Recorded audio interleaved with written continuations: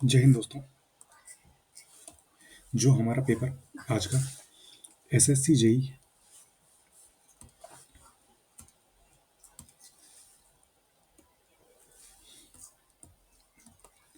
SSC JE का जो paper हमारा हुआ है, बहुत ही खतरनाक क्वेश्चन एकदम उसमें पूछे गए और बहुत ही खतरनाक टाइप का पेपर भी था। जिसने बहुत अच्छी तैयारी कर रखी है उसके भी एकदम पसीने छूट गए। तो हम लोग आज की वीडियो में क्या डिस्कस करेंगे, जो हमारे एसएससी स्टेनोग्राफर के एग्जाम में जो क्वेश्चन आए हुए हैं उन क्वेश्चन को हम लोग डिस्कस कर लेंगे। तो उससे क्या है कि हमको थोड़ा सा हेल्प मिल जाएगा आगे वाले क्वेश्चनों में। तो वीडियो को शुरू करते हैं। तो मैंने कोचिंग से ये पीडीएफ मुझे मिली थी, तो इस पीडीएफ में हम लोग डिस्कस कर लेंगे सारे क्वेश्चन, ताकि जिस तरीके से हम लोग इसमें आगे बढ़ते जाएंगे और क्वेश्चनों को डिस्कस करते जाएंगे, है ना। सबसे पहले एसएससी स्टेनो एग्जामिनेशन 2025 जो पहले हुए थे, जनरल अवेयरनेस के क्वेश्चन है इसमें। सब्जेक्ट वाइज कंप्लीट 450 क्वेश्चन ई बुक हिंदी में। जो ये एडिक्विटी के पैटर्न है उसके हिसाब से है। इसमें हिस्ट्री के 60 क्वेश्चन, ज्योग्राफी के 57 क्वेश्चन, पॉलिटी के 84 क्वेश्चन, इकोनॉमिक्स के 77, फिजिक्स के 28, केमिस्ट्री के 2, बायोलॉजी के 17, करंट अफेयर के 82, स्टैटिक जीके के 43 क्वेश्चन हैं। तो अगर हम इस वीडियो को पूरा देखते हैं और चीज़ें हमको थोड़ी बहुत भी याद रह जाती हैं, तो बहुत सारी चीज़ें हमारी कवर हो। बिना देरी करे हुए वीडियो स्टार्ट करते हैं। तो सबसे पहले हम जाते हैं सबसे फर्स्ट क्वेश्चन पे, जो हिस्ट्री के 60 क्वेश्चन है उसमें पहला क्वेश्चन, निम्नलिखित में से कौन सी वस्तु शैली इन विशेषताओं से परिभाषित होती है? रिब वॉल्ट, नुकीले मेहराब, फ्लाइंग बट्रेस और रंगीन कांच की खिड़कियां। तो इसका ऑप्शन है मुगल शैली, दक्षिण भारत, डेक्कन, भारत इस्लामी शैली या गोथिक वास्तुकला। उसका आंसर है गोथिक वास्तुकला। उसका दूसरा क्वेश्चन, गुड फ्राइडे कथन दोनों दिए हुए हैं, उसमें से कौन सा कथन सही है, ये हमको सिलेक्ट करना है। गुड फ्राइडे को एक सकारात्मक शब्द के रूप में नामित करना ईसाई विद्वानों और परंपराओं के बीच सार्वभौमिक रूप से स्वीकार किया जाता है। और दूसरा ऑप्शन ये है, कारण यीशु के बलिदानपूर्ण मृत्यु के सकारात्मक धार्मिक अर्थ को दर्शाने के लिए इस दिन को गुड कहा जाता है। तो सही विकल्प क्या है? तो इसका सही विकल्प है जो कारण है ये सही है, जो कथन है ये गलत है। ये क्वेश्चन जीके का तो नहीं हुआ, बाकी पुराना रिलेटेड हो गया। अब तराइन का प्रथम युद्ध में मोहम्मद गौरी को पराजित करने वाले राजपूत शासक कौन थे? तो थे पृथ्वीराज चौहान। उसके बाद किस मुगल सम्राट ने मराठाओं के विरुद्ध दक्कन अभियान चलाया और इस क्षेत्र में लंबा समय बिताया? तो ये थे औरंगजेब। उसके बाद मौर्य साम्राज्य की स्थापना किस शासक ने की थी? तो इसका आंसर है चंद्रगुप्त मौर्य ने।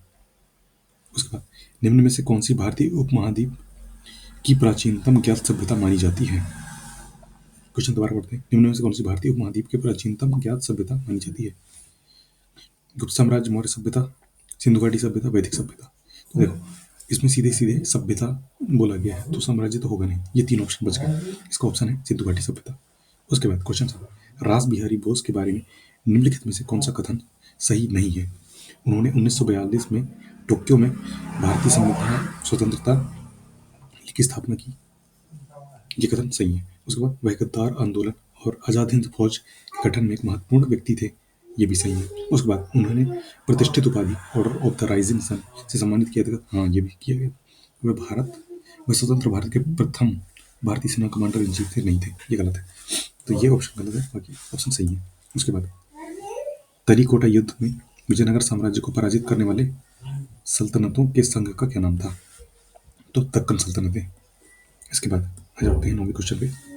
10वीं-11वीं शताब्दी में चंदेला राजवंश द्वारा निर्मित कौन सा मंदिर अपनी उत्कृष्ट मूर्तियों के लिए जाना जाता है? कंदरिया महादेव, बृहदेश्वर, सूर्य मंदिर और लिंगराज मंदिर। इसका ऑप्शन है कंदरिया महादेव मंदिर।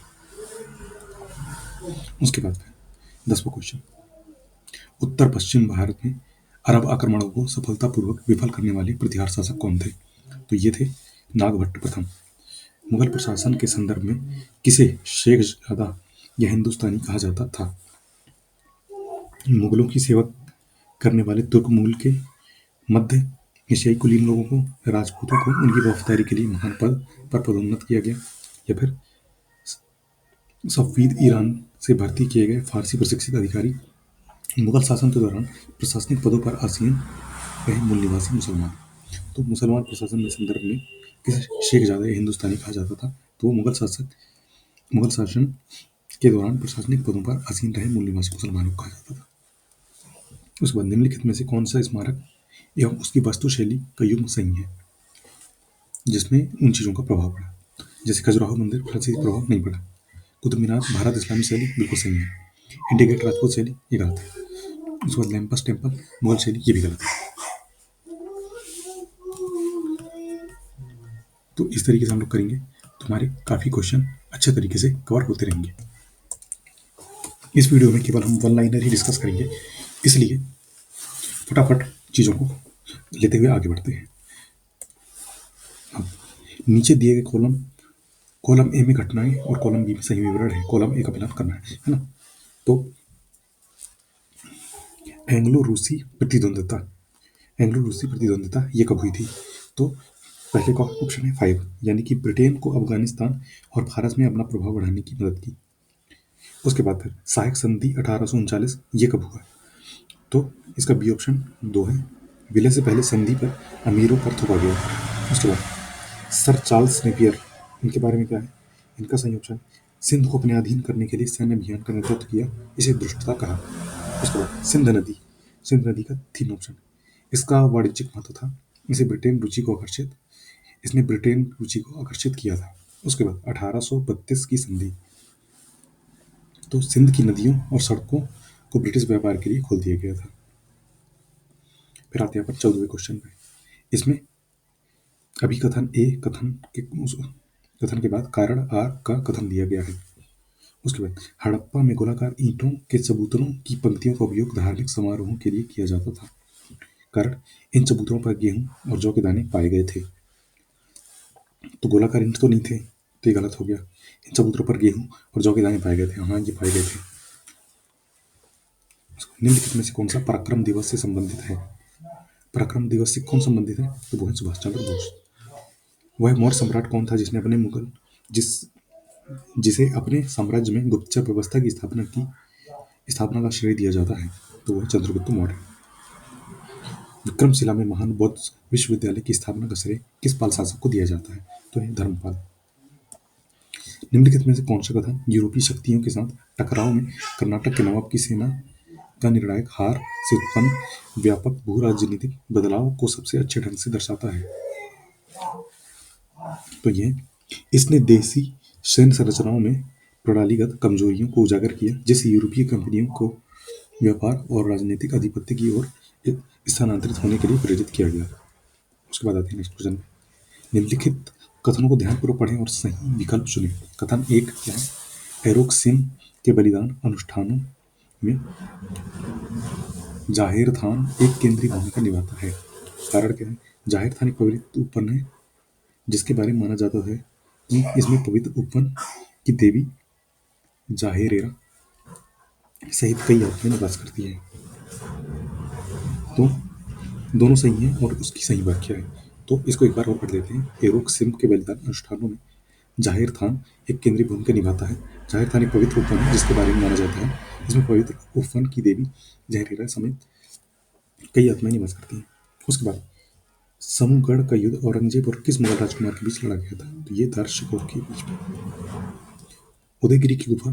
उदयगिरी और खंडगिरी गुफाओं के बारे में निम्नलिखित कथनों पर विचार कीजिए। मतलब कौन से कथन इनके बारे में सही है? तो ये गुफाएं भुवनेश्वर के पास हैं और जैन भिक्षुओं के लिए थी। बिल्कुल ये सही है, बाकी सारे ऑप्शन गलत है। उसके बाद प्रथम कॉमनवेल्थ गेम किस देश में आयोजित हुए थे? इसका ऑप्शन है कनाडा। वह चोल शासक कौन था जिसने कृषि को बढ़ावा देने हेतु सिंचाई प्रणालियों का निर्माण कराया था? वो था राजेंद्र चोल प्रथम। उसके बाद नीचे दिए गए कथन और कारण दिए गए कथनों को पढ़ें और सही विकल्प को चुनें। कथन पेरिस की संधि 1763 में भारत में फ्रांसीसी बस्तियों को केवल व्यापारिक चौकियों तक सीमित कर दिया था।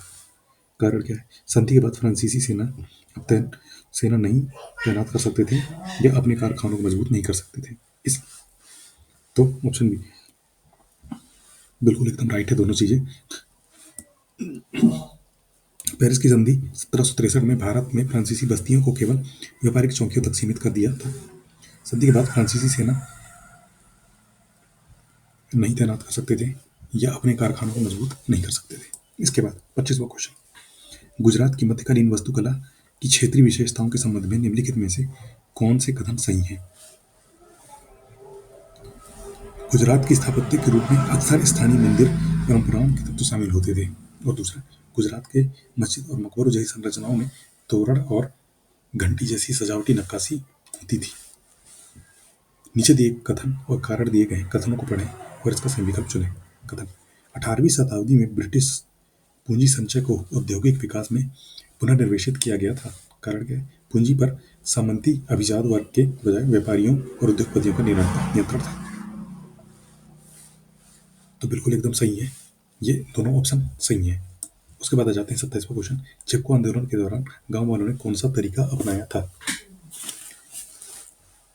हिंसक विरोध, पेड़ों को गले लगाना एवं काटने से बचने के लिए। तो ये चीज हम लोगों ने बचपन में भी पढ़ी थी कि पेड़ों को गले से लगा लिए थे चिपको आंदोलन में। हल्दी घाटी के युद्ध में महाराणा प्रताप ने किस मुगल सम्राट का सामना किया था? तो किया था अकबर का। एक गांधीवादी के रूप में शोभना रानाडे की विरासत किस समकालीन शासन पहल के साथ सबसे अधिक निकटता से जुड़ी हुई है? तो है स्वच्छ भारत अभियान। प्रधानमंत्री नरेंद्र मोदी ने महात्मा ज्योतिबा फुले को उनकी जयंती पर श्रद्धांजलि अर्पित की। फुले को निम्नलिखित में से किसमें उनके योगदान के लिए जाना जाता है? तो वो है सामाजिक सुधार और जाति विरोधी आंदोलन। किस मराठा शासक ने 1674 में स्वयं को छत्रपति घोषित करते हुए मराठा साम्राज्य की स्थापना करी थी? तो वो थे शिवाजी, छत्रपति शिवाजी। क्वेश्चन: भारत के शास्त्रीय नृत्यों में से संध्या नृत्य की शुरुआत किस संत ने की थी? तो ये थे शंकरदेव। भारतीय राष्ट्रीय कांग्रेस की अध्यक्ष बनने वाली पहली महिला कौन थी? तो वो थी एनी बेसेंट। त्रिभुवन दास पटेल के बारे में निम्नलिखित में से कौन सा कथन सही नहीं है? वह कैरा मिल्क यूनियन या अमूल के संस्थापक थे। लोकसभा ने गुजरात में त्रिभुवन सहकारी विश्वविद्यालय स्थापित करने के लिए एक बिल पारित कर दिया है। उनकी समाज सेवा के लिए उन्हें पद्म विभूषण सम्मानित किया गया था। उन्हें सामुदायिक नेतृत्व के लिए रेमन मैग्सेसे पुरस्कार से सम्मानित किया गया। तो इसके बारे में सही नहीं, यह उनकी सामाजिक सेवा के लिए पद्म भूषण से सम्मानित किया गया, बाकी सब सही है। उसके बाद मुगल शासन व्यवस्था में राजाओं की प्रशासनिक भूमिकाएं उन जमींदारों से किस प्रकार भिन्न थी? तो जमींदार राजाओं के अधीनस्थ अधिकारी होते थे जिन्हें सम्राट द्वारा सीधे नियुक्त किया जाता था। राजा और जमींदार एक जैसी भूमिका निभाते थे, लेकिन उनकी धार्मिक मान्यताएं भिन्न थी। राजा व्यापक क्षेत्रों पर शासन करते थे और उच्च दर्जा रखते, जबकि जमींदार मुख्य रूप से भूमि राजस्व संग्रह का प्रबंधन करते थे। ऑप्शन सही ऑप्शन है। उसके साइमन कमीशन 1927 में नेहरू रिपोर्ट 1928 की तुलना करते हुए निम्नलिखित कथनों पर विचार करना है। साइमन कमीशन का भारतीय राजनीतिक दलों द्वारा मुख्यतः इसके अखिल भारतीय स्वरूप का कारण बहिष्कार किया गया था। नेहरू रिपोर्ट ने भारत के लिए पूर्ण स्वतंत्रता को अपने तत्कालिक उद्देश्य के रूप में प्रस्तावित किया गया था। तो दोनों कथन गलत है। उसके बाद निम्नलिखित में कौन सा युग सुमेलित है? मिशन शक्ति, ग्रामीण पुरुषों के लिए स्टार्टअप अनुदान, पीएमएसवाई, पिछड़े क्षेत्रों में रेलवे सुरक्षा, स्वदेश दर्शन 2.0, थीम आधारित पर्यटन सर्किट, पीएम जनमन, आदिवासियों के लिए शहरी आवास। तो इसमें जो सही है वो है स्वदेश दर्शन 2.0, थीम आधारित पर्यटन सर्किट।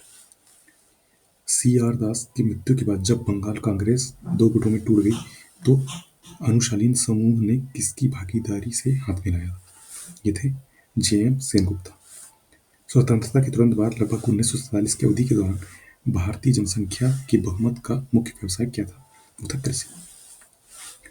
वेसर शैली किस दो स्थापत्य शैलियों में सम्मिलित है? तो यह द्रविड़ शैली और नागर शैलियों का मिश्रण। हेमत्सांग ने किसे विश्व के 4 प्रकाशों में से एक कहा था, जिसे भारतीय आइंस्टाइन कहा जाता है? नागार्जुन। रायचूर के युद्ध में कृष्णदेवराय को पराजित करने वाला प्रमुख सेनापति कौन था? तो वो था बीजापुर के आदिल शाह। कथन: 18वीं शताब्दी में ब्रिटिश पूंजी संचय को औद्योगिक विकास में पुनर्निवेशित किया गया था। कारण क्या है? पूंजी पर सामंती अभिजात वर्ग के बजाय व्यापारियों और उद्योगपतियों का नियंत्रण था। तो दोनों बिल्कुल सही है और सही स्पष्टीकरण देते। तो इस तरीके के क्वेश्चन हमारे SSC JEE में भी पूछे जा सकते हैं। उसके बाद जो सही जोड़ी मिलाना है कि कौन सा किस चीज से रिलेटेड है। तो उदयगिरी की गुफा ये किससे रिलेटेड है? यह है स्तूप और मेहराब सहित वृत्ताकार चैत्य। उसके बाद गुमटावल्ली ये किससे संबंधित है? ये संबंधित है पशु के आकार की एकल चट्टान की खुदाई। उसके बाद खंडगिरी, पीछे की ओर कक्षों वाला स्तंभ युक्त बरामदा। अजमेर शरीफ के उर्स के बारे में निम्नलिखित कौन सा कथन सही है? यह चंद्र कैलेंडर के अनुसरण करता है और संत की मृत्यु का प्रतीक है। दक्षिण पूर्व एशिया में विशेष रूप से श्रीविजय साम्राज्य के विरुद्ध समुद्री अभियानों के लिए किस चोल शासक को जाना जाता है? तो राजा प्रथम। अब कथन और कारण। सर चार्ल्स नेपियर ने नैतिक और कानूनी आधार पर सिंध के विलय को उचित ठहराया। उन्होंने इस का एक उपयोगी मानवीय टुकड़ा बताया। उन्होंने इसे दुष्टता का उपयोगी मानवीय टुकड़ा बताया था। क्या ये सही है?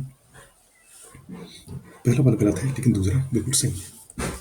उसके वह मुगल शासक कौन था जिसने फारसी कला और साहित्य को विशेष संरक्षण प्रदान किया? वो था हुमायूं। फिर कथन आ गया, संथाल त्योहार एरोक सिम कृषि ऋतु के अंत का प्रतीक है। माघ सिम त्योहार फसल के प्रति कृतज्ञता व्यक्त करता है और एक नए चक्र की तैयारी करता है। तो ये गलत है। संथाल त्योहार एरेक सिम कृषि ऋतु के अंत का प्रतीक है, ये नहीं है। माघ सिम त्योहार फसल के प्रति कृतज्ञता व्यक्त करता है और एक नए चक्र की तैयारी करता है, बिल्कुल सही है। उसके बाद वह मुगल सम्राट कौन था जिसकी आत्मकथा ताजुक ए जहांगीरी के रूप में प्रसिद्ध है? जहांगीर। मार्च 1906 में बरेंद्र कुमार घोष, अविनाश भट्टाचार्य और भूपेंद्र दत्त किस आंदोलन से जुड़े थे? स्वदेशी आंदोलन से। निम्नलिखित में से कौन सा कथन मुगलों के लिए कांधार को रणनीतिक रूप से महत्वपूर्ण बनाने का सबसे अच्छा कारण बताता है? यह काबुल और हेरात के बीच प्रमुख भूमि मार्गों को नियंत्रित करता था तथा एक सुदृढ़ सैन्य चौकी के रूप में कार्य करता था। 8वीं शताब्दी के मध्य में दंती दुर्ग द्वारा किस राजवंश की स्थापना की गई थी? राष्ट्रकूट वंश की। एक बार टाइम मैगजीन ने गांधी जी की शारीरिक साइज का मजाक उड़ाया था, लेकिन बाद में उनकी शहादत की तुलना किससे की गई थी? तो वो की गई थी अब्राहम लिंकन से। मध्यकालीन भारत में प्रांतीय वास्तुकला के संबंध में निम्नलिखित कथनों पर विचार कीजिए और सही विकल्प चुनिए। बंगाल और जौनपुर ने दिल्ली सल्तनत से अलग विशिष्ट स्थापत्य शैली विकसित की थी, बिल्कुल सही है। क्षेत्रीय शैलियों में अक्सर इस्लामी संरचनाओं का स्थानीय कलात्मक परंपराओं के साथ मिश्रण होता था, बिल्कुल सही है। प्रांतीय शैलियाँ भारत के सभी क्षेत्रों में पूरी तरह एक समान रहती थी, गलत, सब जगह अलग अलग रहती थी। 15वीं शताब्दी के उत्तरार्ध में तैमूर शक्ति का पतन का कारण क्या था? तो विभाजन के कारण आंतरिक युद्ध हो गया। लाहौर में दयानंद एंग्लो वैदिक स्कूल की स्थापना किसने करी थी? तो वो करी थी लाला लाजपत राय ने। दयानंद सरस्वती ने करी थी, याद रखना। अब महाजनपद और उनकी राजधानी बिलाना है। तो सबसे पहले वत्स किसकी राजधानी थी? वत्स राजधानी थी कौशाम्बी की। उसके बाद मगध किसकी राजधानी थी? मगध राजधानी थी मगध महाजनपद की राजधानी क्या थी? मगध महाजनपद की राजधानी थी राजगृह। कुरु कुरु की राजधानी क्या थी? इंद्रप्रस्थ। और अवंती की राजधानी क्या थी? अवंती की उज्जैन। फ्रांसीसी औपनिवेशिक वास्तुकला से सामान्यतः कौन सा तत्व संबंध नहीं होता है? तो ये होता है मुगल शैली के अलंकार युक्त गुंबद। भारत परिषद अधिनियम 1892 के संदर्भ में निम्नलिखित में से कथनों पर विचार कीजिए और सही विकल्प चुनिए।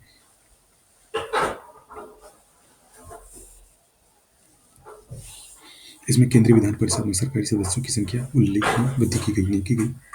इसने विधान परिषदों को बजट पर चर्चा करने और कार्यपालिक से प्रश्न पूछने का अधिकार दिया, बिल्कुल सही। इसने प्रांतीय विधान परिषदों को गैर सरकारी सदस्यों के लिए प्रत्यक्ष चुनाव का सिद्धांत प्रस्तुत किया नहीं किया। तो इस तरीके से हमारे हिस्ट्री के पूरे क्वेश्चन कंप्लीट हो जाते हैं। तो अब बात करते हैं ज्योग्राफी के क्वेश्चन की।